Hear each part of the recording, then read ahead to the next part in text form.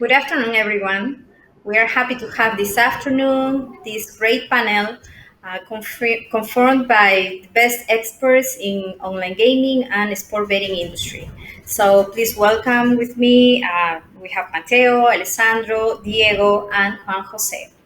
We will discuss this afternoon what will be the best tips, ideas, suggestions that we can receive from the experts on how to improve the online operation in the case we have it. And if we don't, if we still are running a land based operation, brick and mortar operation, the idea will be to understand why we need to move forward and use these hybrid operations and the alternative and benefits that sport betting is giving to our land-based operation. So welcome please to our panel, and we will start discussing all these issues this afternoon. Welcome everybody. Thank you. Thank you. Thank Okay. you. Thank you. Actually, the question and this conversation will be the same for everybody. We will have some time. You have a lot of experience in our Latin American industry. So, can you please tell us, after all this search you did through your company, detail it, and you can inform what is your approach, your impression of America is right now, the online gaming industry and the sport betting industry, and how do you see operations because of this new industry coming to our lives? First of all, Elizabeth, thank you for the invitation to the CGS Online Gaming Summit. Well, about sports betting, what an interesting market it is. I would say that it's not that sports betting improves an online operation, but nowadays it's crucial to have online betting, especially in this region where you have a Latin market, which is very differentiated between what it is Mexico and Central America, and with what is South America. You have this massive and this fanatism of people crazy about sports, and when adding betting, it's create a very interesting business. It's important to mention that well, it's very different. Even if it's considered as one region, LATAM, it's very different from Mexico to Brazil, for example, or Central America to Argentina. You have in those countries in the north, in the Central America and Mexico, where they are more interested about U.S. sports, for example, where you have in South America, where they are fanatism of soccer, for example, 85% of the bets comes from the soccer industry. So when you combine these two things about sports and betting, it actually generates a very interesting market. From our experience, from Sportradar experience, I have to say that in the past years, we have seen this incredible and rapidly growth since Colombia, if I'm not wrong, started in 2016 with a regulation with 5 operators, and they went to 18. And then we have Argentina, when you have different regulations, different states. And we have now the province of Buenos Aires getting regulated in the past month. So we see this in the region, and this is helping a lot to grow and to generate interest in the sports betting. Now we have Brazil, that in a few months it will be probably regulated on a state basis. Peru is also looking for the regulation. So from our point of view, we believe and we see that when a country gets regulated, the interest it generates is much higher. Of course, now all the focus is on Brazil, where we expect to have more news on the next month, especially because of this, because it's a country where the people they are crazy about soccer.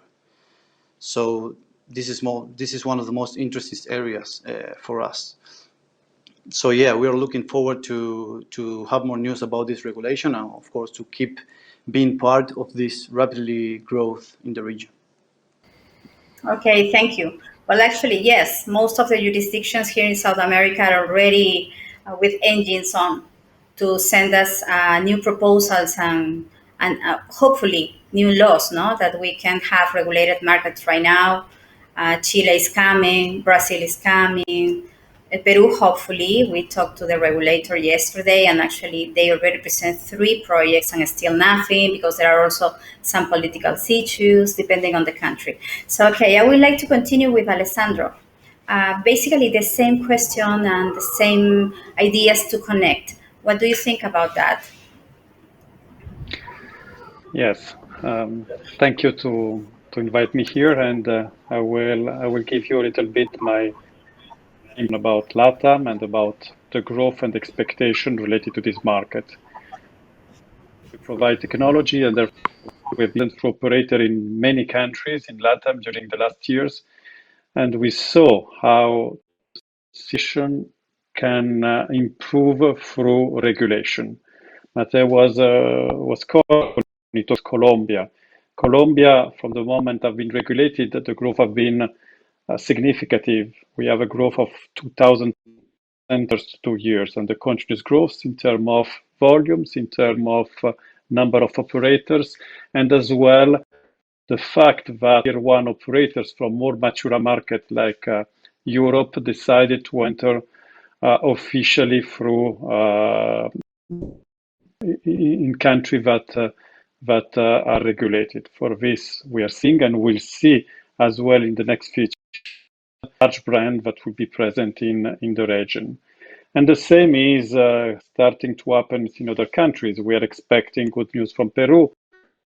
Argentina already regulated one part of its countries, still with a complex process based on and now the next big one will be Brazil. Many reasons why regulation improve growth. It comes from obviously the fact that larger operators are attracted in entering the country or entering in partnership with local cities and investing in marketing based on the fact that regulation allow much more options in terms of motion, in terms of payment as well, because with the more stringent, strong regulation related to online payments, the fact that the regulation allowed the operators to take directly payment from the customers through online systems. We saw as well in the last years, despite the expectation was quite strong, we're talking about 1 billion win, more or less evaluated in the LATAM area. The expectation was a growth of 10%. But during the pandemic, we saw that all these expectations are much lower than the reality. The pandemic pushed customers towards online with new habits that will stay as well after pandemic. Talking more about Sportbook, Sportbook is still sport is topic widely interesting, more or less all the area of South America, more Brazil, I have to say, strongly in Brazil, but represent still a lower percentage of the revenue generated by gaming. But if we saw more mature countries like Europe, sport betting represent 67% of the whole gross gaming revenue. This means that there is still a massive growth that we can expect from the LATAM region related to sport betting. Last aspect is mobile. Mobile as well at the moment represent more than 30% of the whole volume generated online. And this is a significant low volume compared to Europe, for example, where the percentage extremely higher on mobile compared to online desktop. So there is a lot of area that improving and will improve in the futures, in growing and increasing the expectation we have in terms of growth for Latin. So I believe that this is more what we can expect in the in this area. Okay, fantastic. Coming to the next question. I would like to speak right now with Diego. He's expert in exports and talking about these billions, trillions of betting in the world. During 2020, we had numbers like 200 trillion just on sport bettings. So, what can you tell us about that, and which percentage of this betting in the world is it represented by esports? What can you tell us about that? Well, hello. Thank you very much for the invitation. Pleasure to be here with Alexandro, Juan Jose, y Mateo. Well, my name is Diego Foresi. I'm the CEO from Gillette Infinity Esports. I'm more into the other side of the desk. We are more like in the sport scene, and I can give you an overview on how is betting getting into the video games and the esports, and it mainly depends on the publisher. Not all the esports are allowing teams or the scene to get into betting, but we have great examples in Latin America. Well, Brazil, Alessandro was talking about Brazil. In Brazil, Counter Strike and Dota 2, which are two of the main three esports, are already allowing the teams to get involved with the betting companies, and you can see how betting is like moving, huh? Because it's more income for the teams, more relationship with the audience and stuff. So I think that this is a game changer for the entire esports industry. We actually need the investment for betting companies and start like giving more competitions. Mateo was talking about soccer as the main sports, but you will see in Europe and Asia that esports is gaining more and more space into the betting universe. No, if you speak about Mexico, well, I will say Mexico is like starting, uh, but not having like a solid platform where to growth. Uh, but I really do believe that if we look at the future, no, and we want to have more people getting into this industry, new customers, I think that is relevant to have esport into the betting universe, because this is the audience, and the way to tap with those audience is only by those platforms where the games are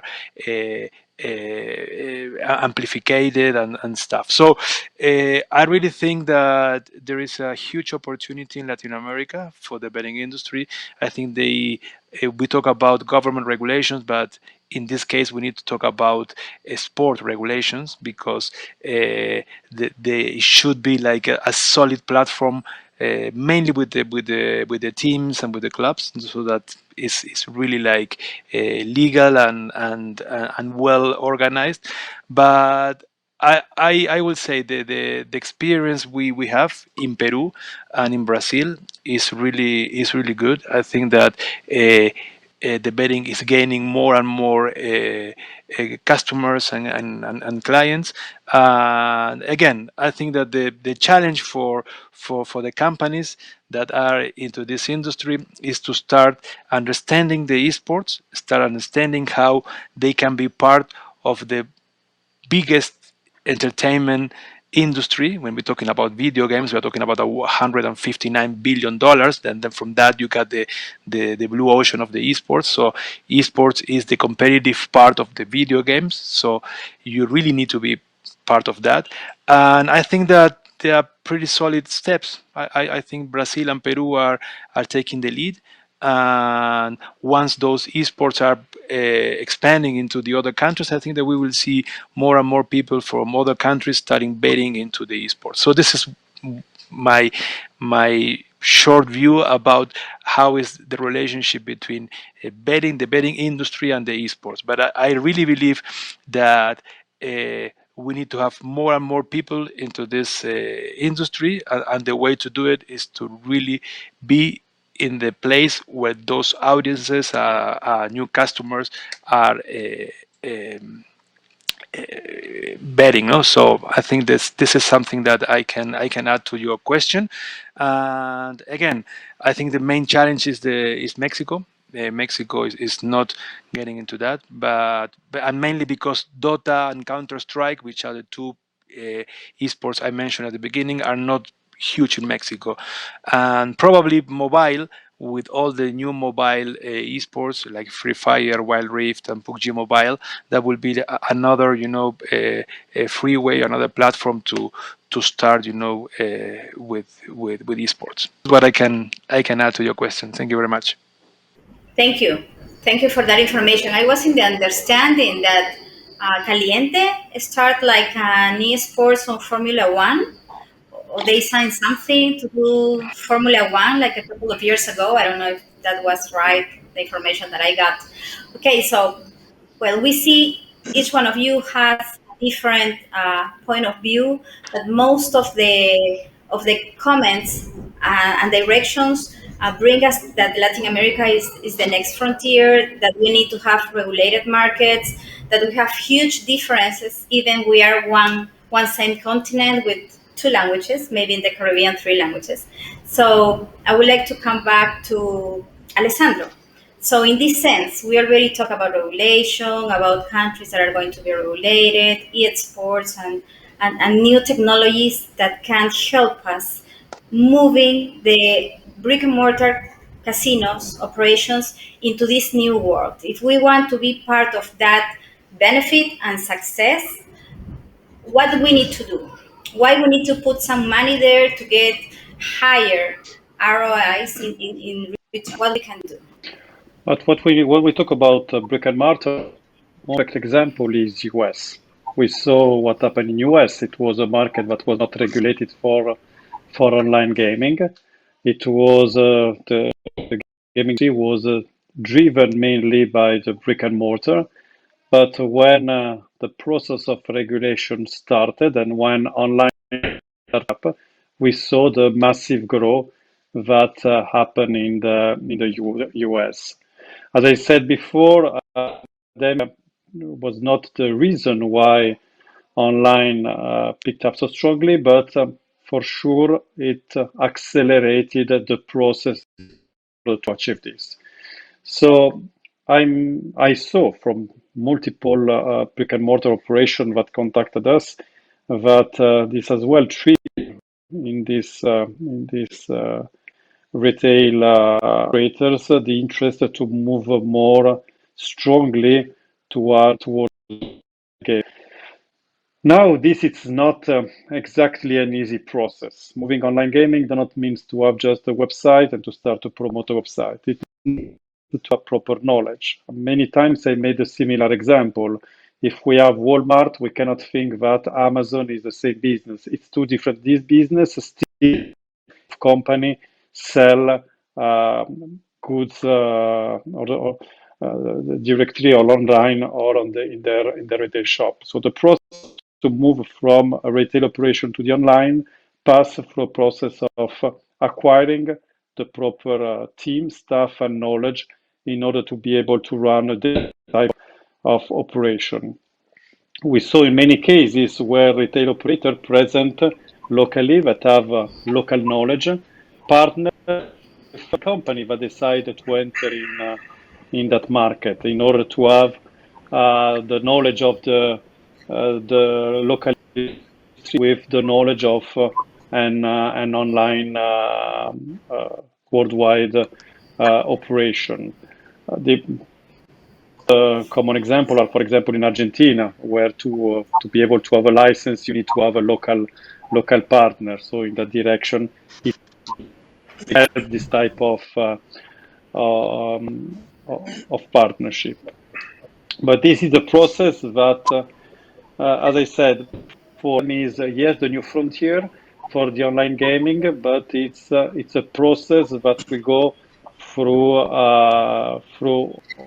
regulation, but on the other side as well, online payments. Because when we talk about online, payments are essential. Some companies before, like Rappi delivery services, tried to help the different type of operation as well, collecting directly money to the customer and topping up their account in that way. So there is different solution, but this is a process that need to be in LATAM in order to accelerate the growth of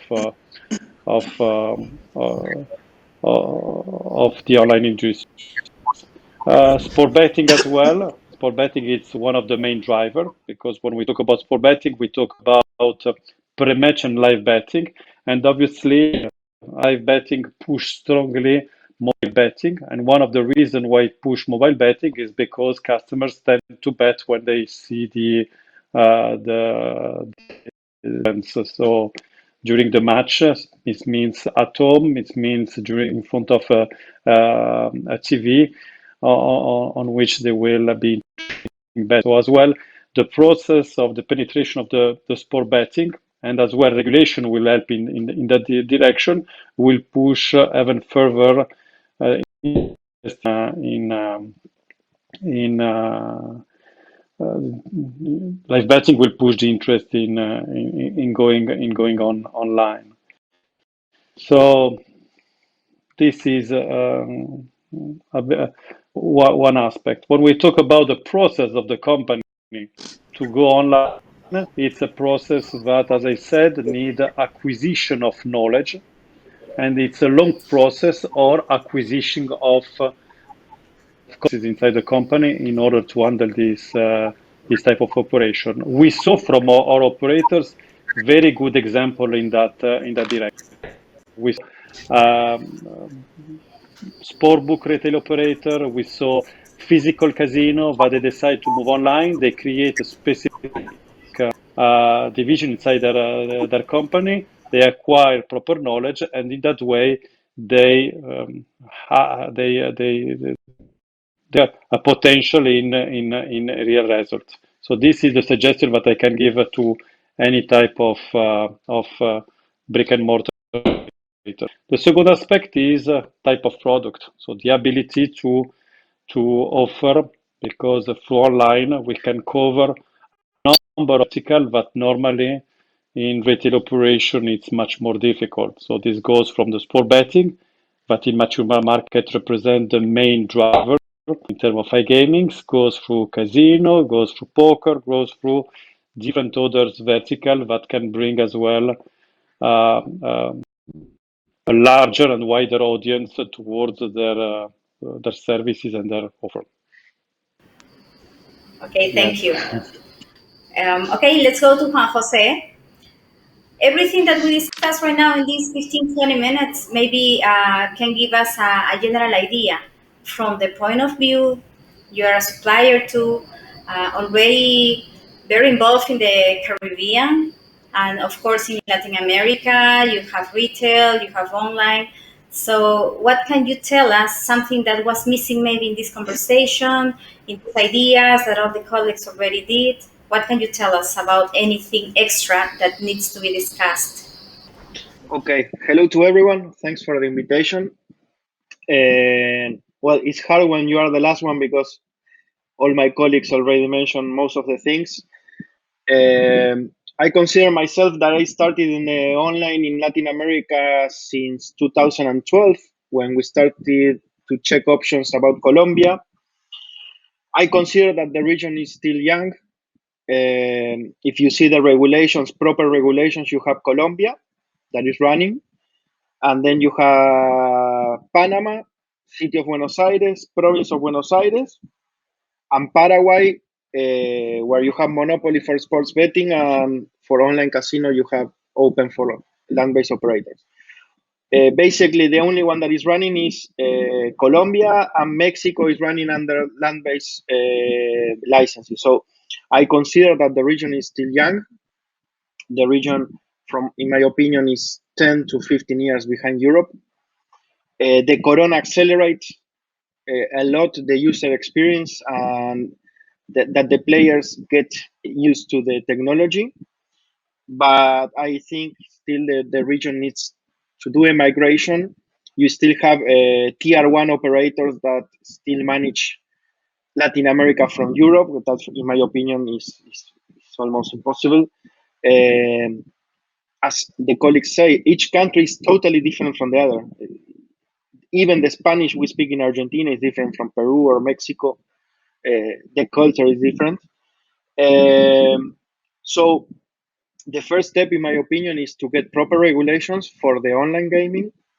Then to analyze what is happening. Everyone speaks about Colombia, but today in Colombia, I am a little bit critic. I am operator in Colombia, but you have two big operators with almost 85% of the share. So I think the market needs to get more healthy. Now you have new players there, but the technical regulations, in my opinion, are harder than Europe.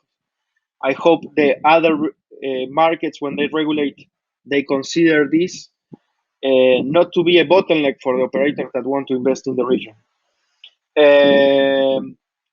Regarding the products, I think Alessandro and Mateo also mentioned, in our experience, is sport betting is 85% of our operations. From that, 90% is football. Mobile is 70% in our businesses.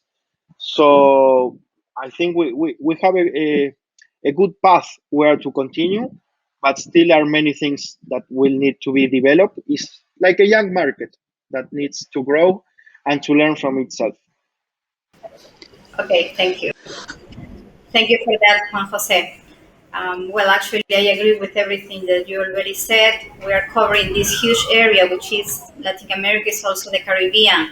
Different realities, different expectations, and some countries regulated that help the business move forward before these years. No? Now we are 2021, we have this pandemic.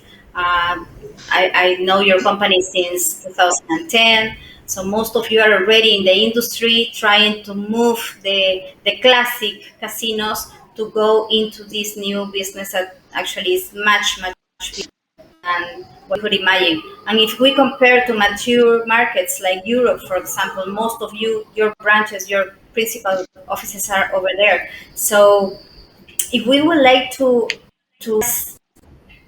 try Latin America as being one region, which is very hard, but okay, let's try.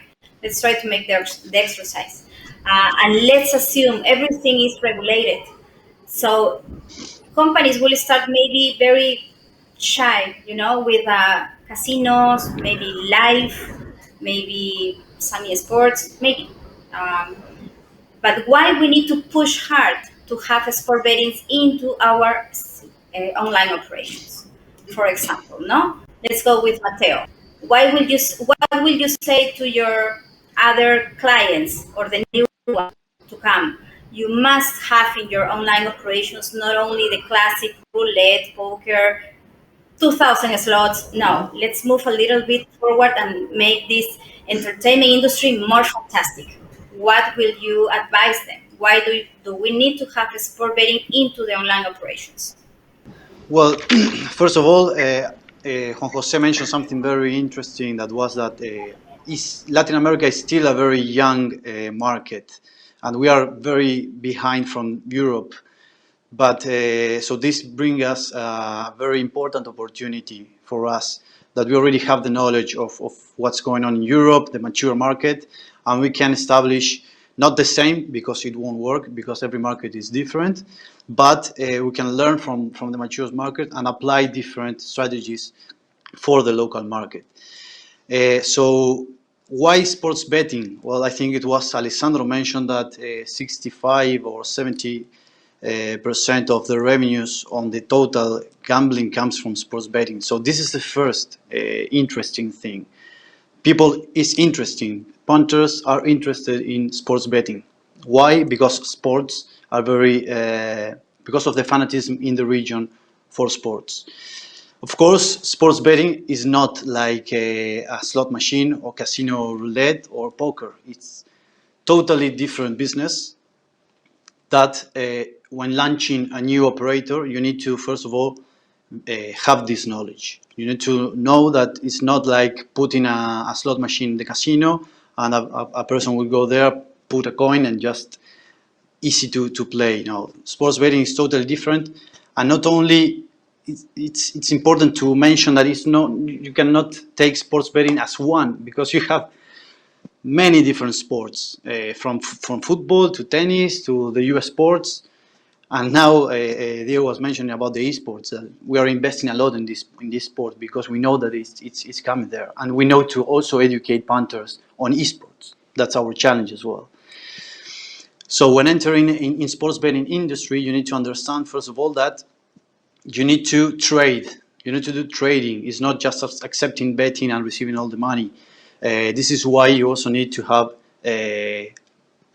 important, let's say, data supplier or providers who has the knowledge about the industry. You need to do the trading. You need to analyze where your bettings are coming from. You need to have trading tools for the risk management.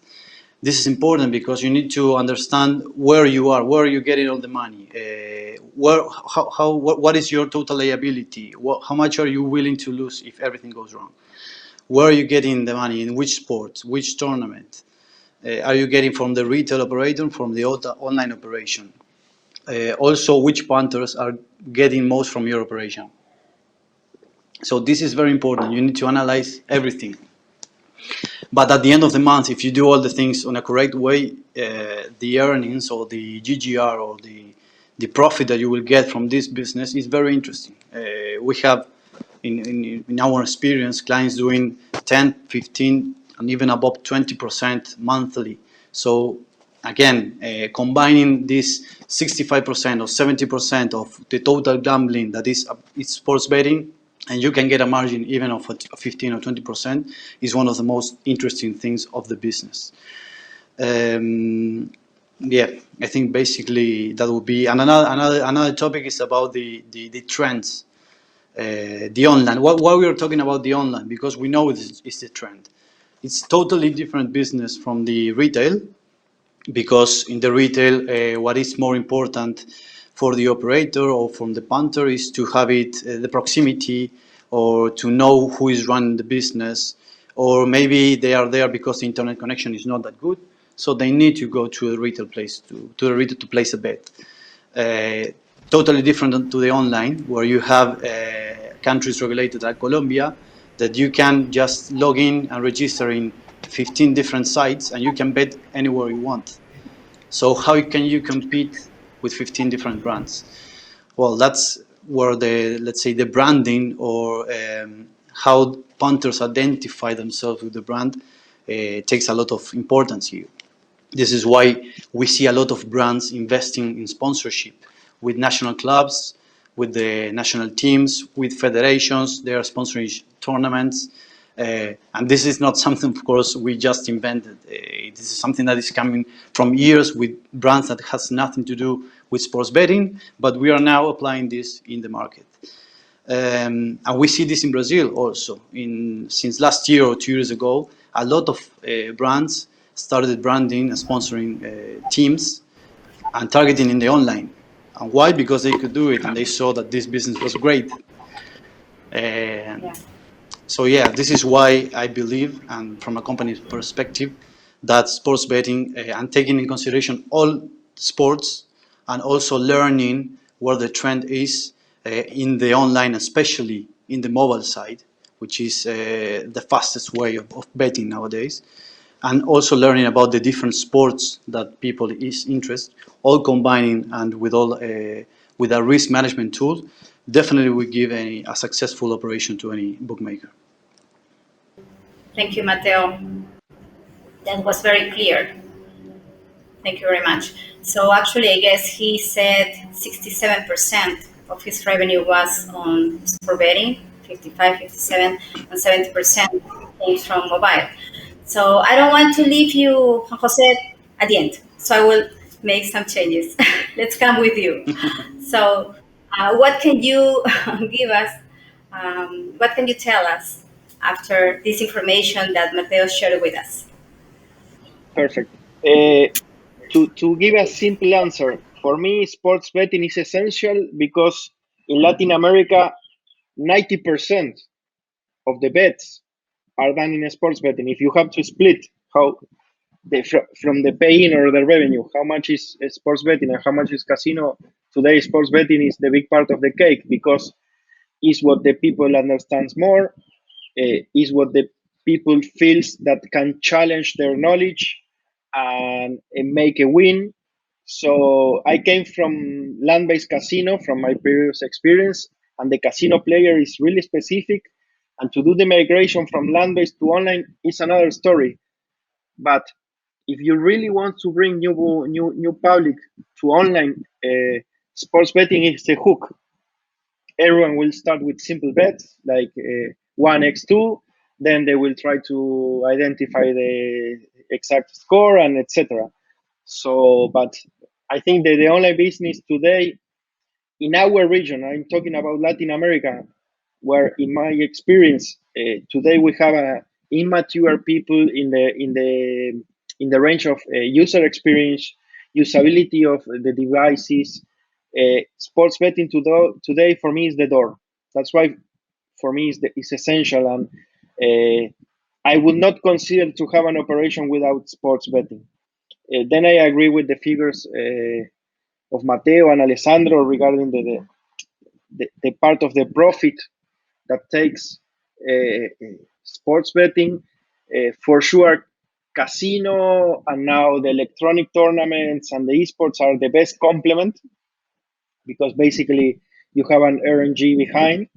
But I think the attractive of our business nowadays is sports betting. That's why for me it's essential. I don't see Here we everybody. are.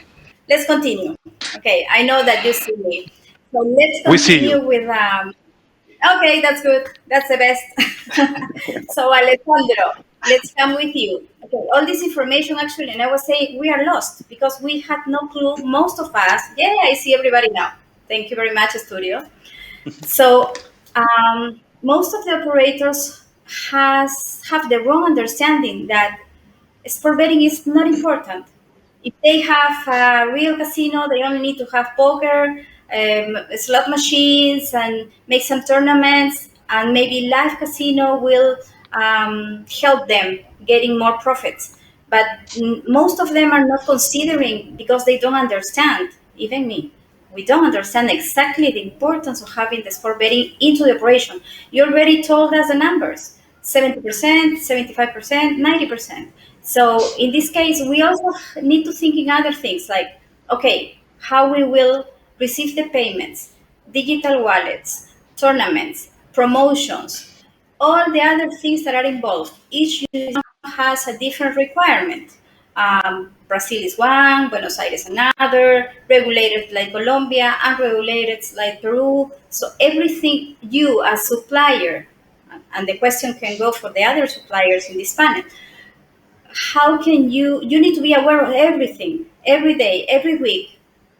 Situations change, so you need to be aware of putting everything together, all the pieces and the new facts or factors coming into this industry, and be ready for your customers. How do you do that? That's magic. Yes, you raise several points, and many of them are very interesting.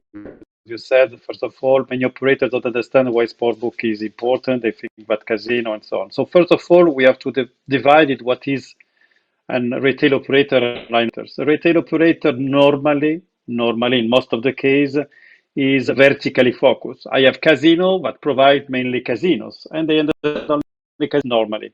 You have a betting shop that normally provide bets. So when we talk about retails, most times retail operator are vertically focused on a specific content. So who do sport don't do normally casino, and vice versa. But online, everything changed. So when we move online, there is not only a vertical. There is the vertical that the law allow me to have. If the law allow me to have a sport book, casino, poker, bingo, and so on, then in that case, I can have a wider and see what is the real interest of the customers. So now, obviously, if I take as an example, Europe, much mature, advanced than LATAM.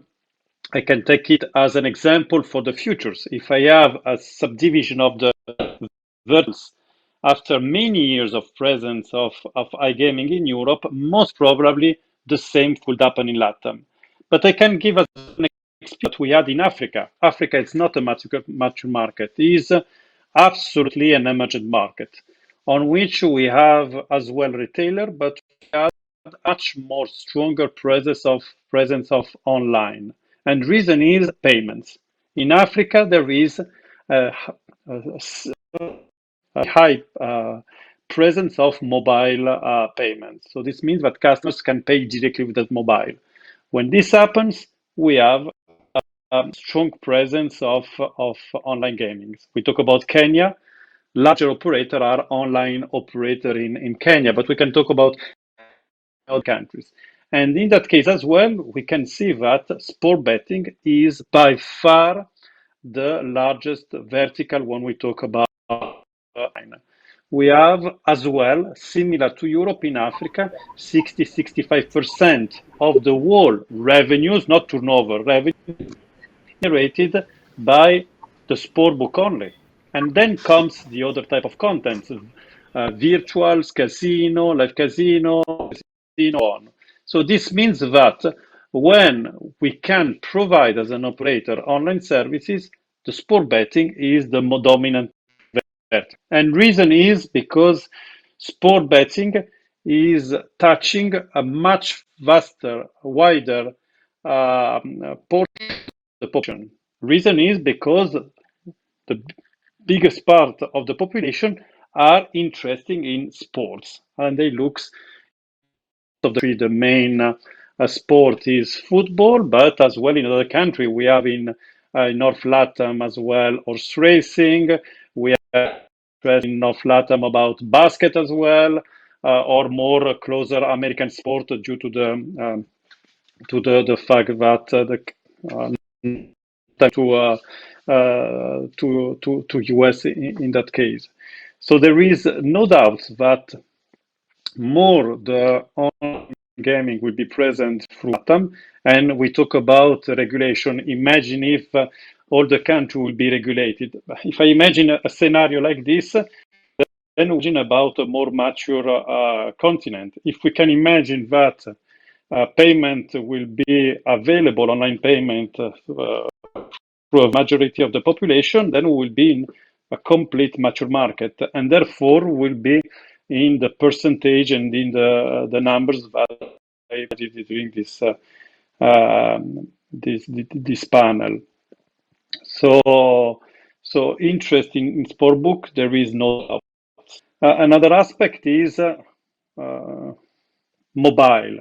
Mobile nowadays, I don't have now on my hands the per country in LATAM, but the presence of smartphone is extremely high. This means that potential customers of operators are daily using their smartphone.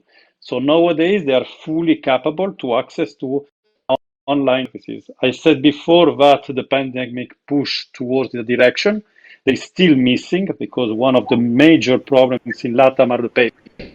And when with this gap will be reduced, the numbers will grow as well. So for this reason, I believe that in the next years, there is a massive with a massive increase of online gaming, and there is still an untouched potential that can be attracted there. Okay.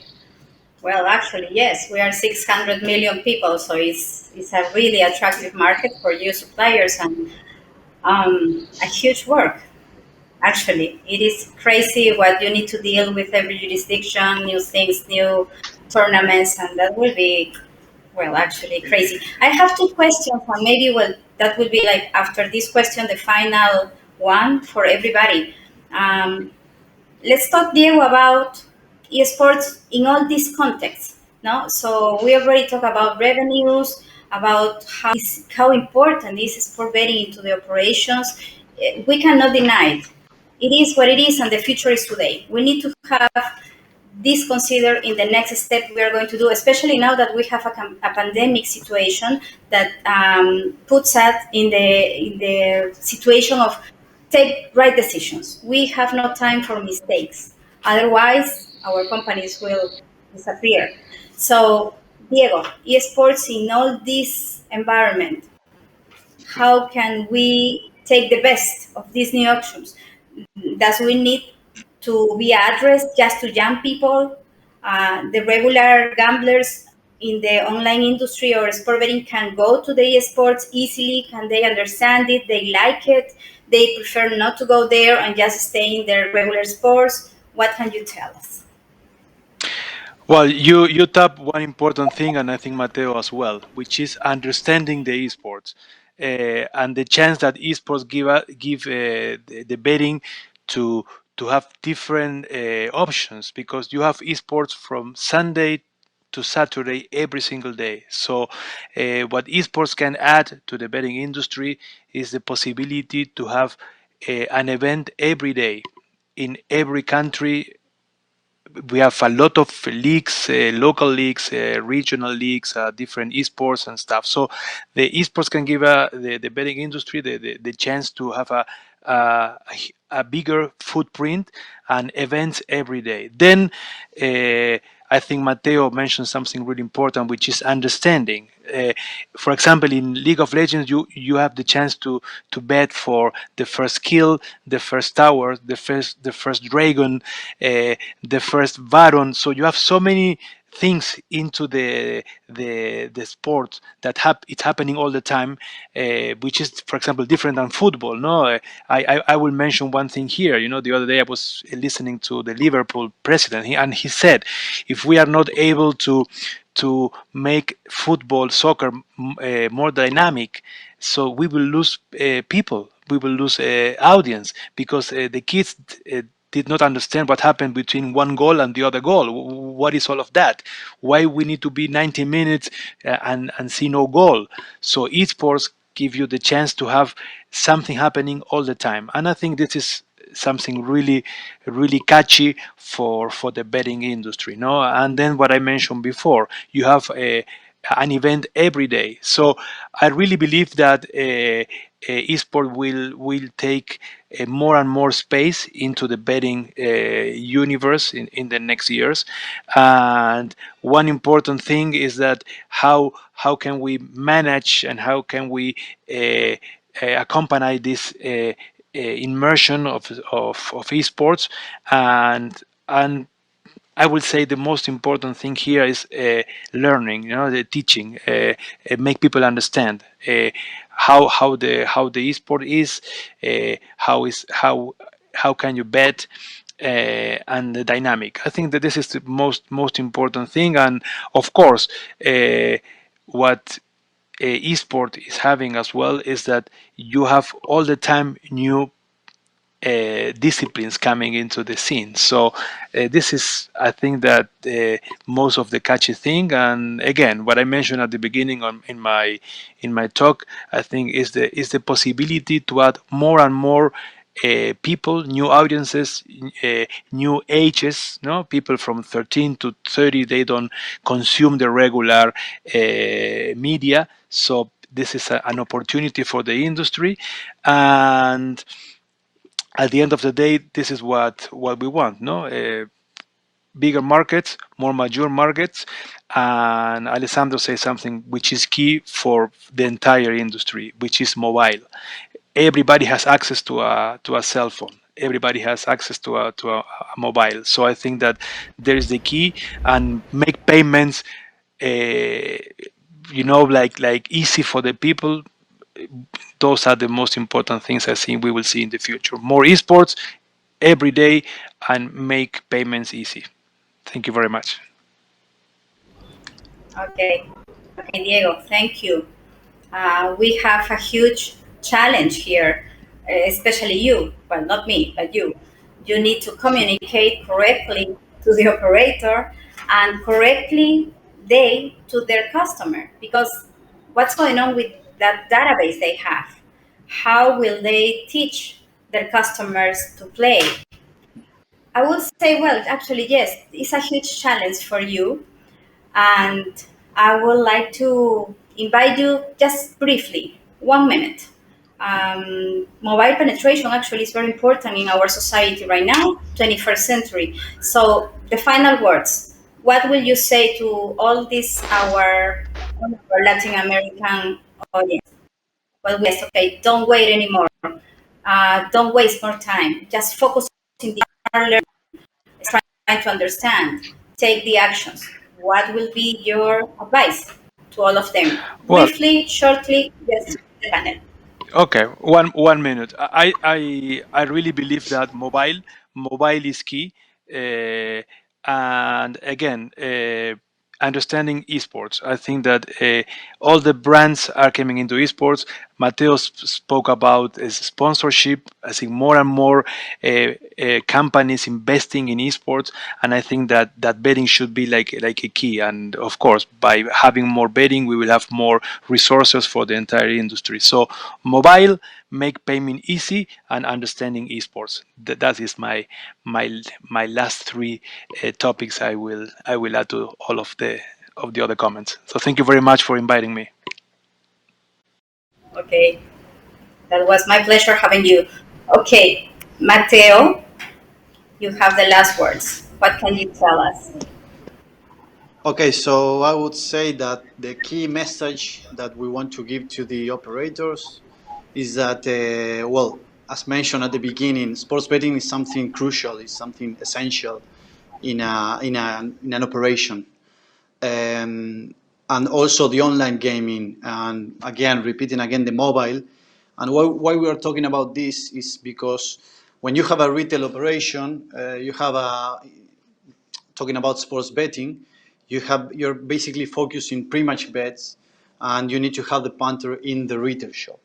When you translate this to the online and to the mobile, you add a lot of new content and very interesting content for your punters, such as live betting, streaming. You add live statistics, live results. You can even invest in ads in digital advertising. So it's a lot of content that you can add for the online and the mobile that the operator need to understand and need to understand where the real business is as well. And how fast you can bet on a mobile device, it's definitely the trend. Just to finalize, I have clients that they have from their online operation, 90% of their bets come from the mobile. So you need to take this in consideration, and you need to prepare your platforms and adapt your devices for the online and for the mobile. So yeah, that would be all. So thank you for the invitation. It was a pleasure, and hopefully I see you in the next one. Okay, fantastic. My pleasure too. Okay, let's go with Juan Jose. Your final words. Well, to be brief, I think the first topic is to the regulators. That's a hard one. Yeah, please put us rules, because what is not regulated, then you open the black market. So put a regulation that is logic, bring taxes for your people, and the people or the companies that want to operate, give us the chance. And connecting to what Mateo says and Alessandro, missing part of the region is payment providers. The financial system is still not prepared. So with the regulation should come also financial regulations. And once you are operating, then comes the hardest part of this, that is how to develop this. And I think there's still a lot to do in the affiliate part. The affiliate companies that came from Europe still don't understand the region, and I think there is a big opportunity. Thanks for you and the company for the opportunity to express our ideas, and I hope everyone that wants to come to the region that brings the best, and all the opportunities are there. We just need a good framework where to go. Thank you. Fantastic. Thank you for your time. That was really very interesting to hear what do you think about everything we discussed today. This panel was very profound, and full of good information for everybody. So, Alessandro, your last words, and actually, taxing, legislation, payment, banking, money laundering. There are lots of things we need to do.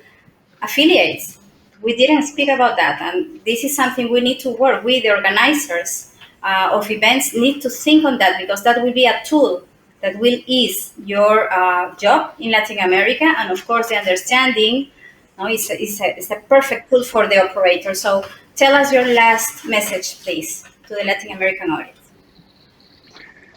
What I can say to the Latin America operator is that time matters.